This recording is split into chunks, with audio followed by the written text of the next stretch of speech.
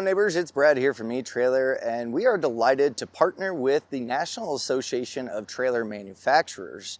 One of their key focuses is trailer safety, and they have a Trailer Safety Week, and in 2025 that's going to be June 1st through June 7th. This quick guide will walk you through some key safety procedures and practices to ensure that you're confident and safe towing down the road.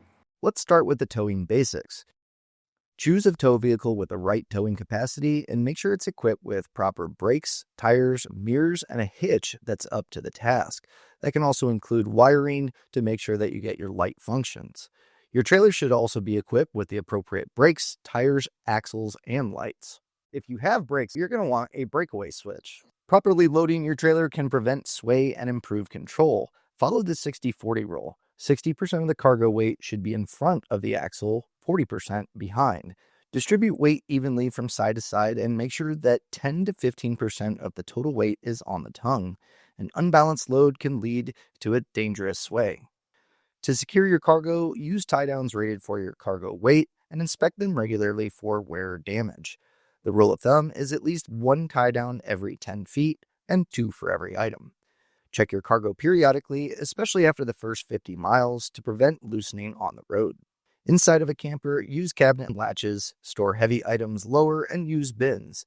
Baskets and dividers can also help prevent items from shifting.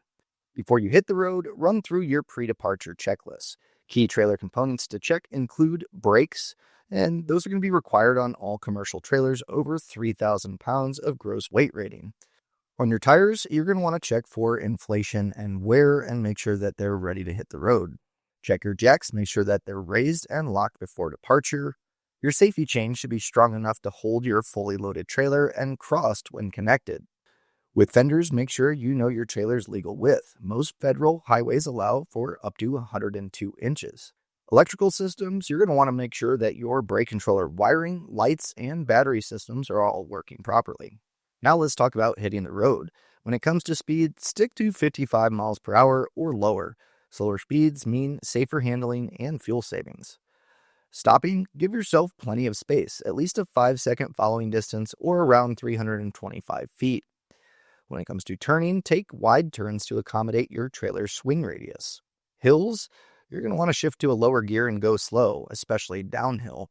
When backing up, use a spotter if possible. Steer by holding the bottom of the wheel, move your hand left to turn the trailer left, and right to go right. If you need to do any passing, you're going to want to avoid hills or curves. Give yourself extra time and space. It takes longer to pass with a trailer.